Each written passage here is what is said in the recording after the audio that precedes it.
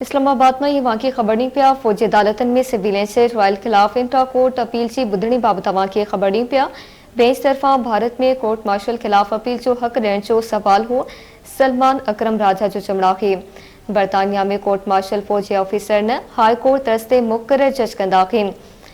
असां पंहिंजो कानून ॾिठो आहे। बरतानिया जो न जस्टिस अमीनुद्दीन खान पारां जवाब ॾिनो पियो, इहो कर ज़रूरी बेस आहे। अवां वक़्तु ज़ाया करे रहिया आहियो। बुधणी हेठि अपीलन में कलदम थियल कलमनि जी बहाली की इस्तदा कई वई। अवां खे आगाह कयूं पिया बुधणी बाबत। फौजी अदालतन में सिविलियन से ट्रायल खिलाफ इंट्रा कोर्ट अपील की बुधणी बाबत अवां खे ख़बर ॾियूं पिया। बेंच तरफा भारत में कोर्ट मार्शल खिलाफ अपील जो हक़ ॾियण जो सवाल हो सलमान अकरम राजा पारां चयो पियो। बरतानिया में कोर्ट मार्शल फौजी ऑफिसर न हाई कोर्ट तरसते मुक़रर जज कंदा आहिनि। वकील पारां चयो पियो, असां पंहिंजो कानून ॾिठो आहे। बरतानिया जो न जस्टिस अमीनुद्दीन पारां जवाब ॾिनो पियो, इहो गैर ज़रूरी बेस आहे। अवां वक़्तु ज़ाया करे रहिया आहियो। बुधणी हेठि अपीलन में कलदम थियल कलमनि जी बहाली जी इस्तदा कई वई। कानूनी शिकनि जो जाइज़ो वठणो आहे। आलमी कानून के भी ॾिसणो पवंदो। जस्टिस मुसरत हिलाली पारां चयो वियो। सिविलियन जो कोर्ट मार्शल कंहिं सूरत में भी मुमकिन आहे। बरतानवी कानून ते उतां जी फ़ौज जी डिसिप्लिन बाबति आहे। जस्टिस मोहम्मद अली मज़हर जा रिमार्क्स आहिनि।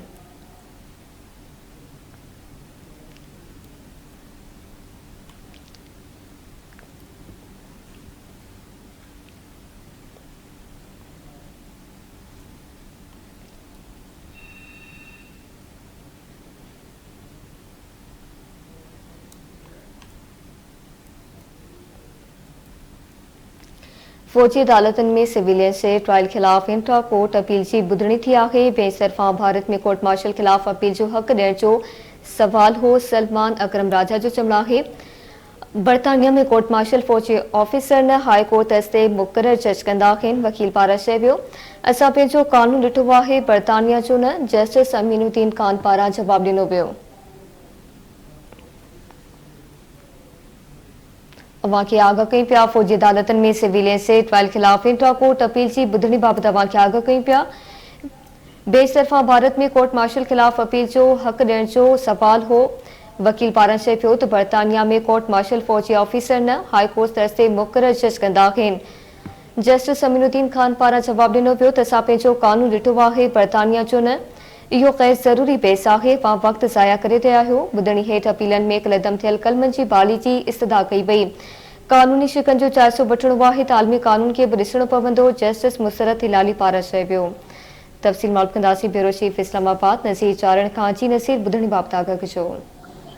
जी बिल्कुल, सुप्रीम कोर्ट के आईनी अदालत में फौजी अदालत में सिविलियन के ट्रायल खिलाफ दाखिल इंट्रा अपीलन ते बुधणी अज भी जो है सो जारी है। जस्टिस अमीनुद्दीन की सरबराही में 7 रुकनी आईनी बेंच की जी लार्जर बेंच है इन केस की बुधणी कर रही है। जैसे अज पीटीआई के वकीलन तरफा खास तौर पर अदालत तरफा अदालती मुआवन मुकर्रर किया गया इन केस के हवाले से सो ये असांखे रहनुमाई की वही अदालत की है सो फौजी अदालत में सिविलियन जो ट्रायल थी सके तो या नथो थी सके या जो है सो कड़ी बुनियादन ते जो है सो सिविलियन जो फौजी अदालत में ट्रायल थी सके तो इन हवाले से अज सो अदालत में दलील जारी हुआ तो अदालत के बुधायो वो वकील पीटीआई के वकील सलमान अकरम राजा के वकील तरफा तो बरतानिया जो कानून है उनमें खास तौर पर भारत जो कानून है उनमें जो है सो फौजी अदालत में जो है सो सिविलियन जो ट्रायल नथो थे। उते जो है सो जी कमीशन होंगी वह जो है सो सिविलियन की जो है सो ट्रायल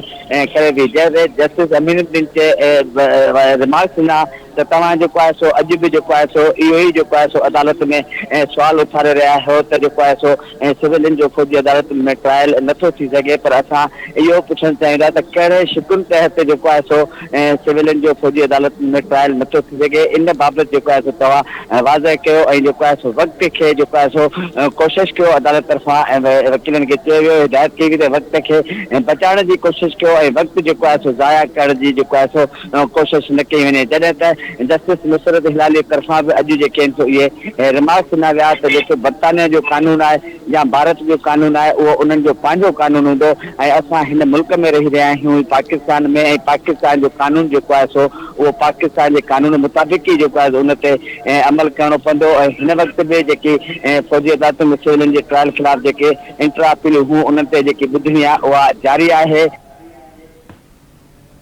ठीक है, मेहरबानी अवां जी नज़ीर आगाह करण लाइ।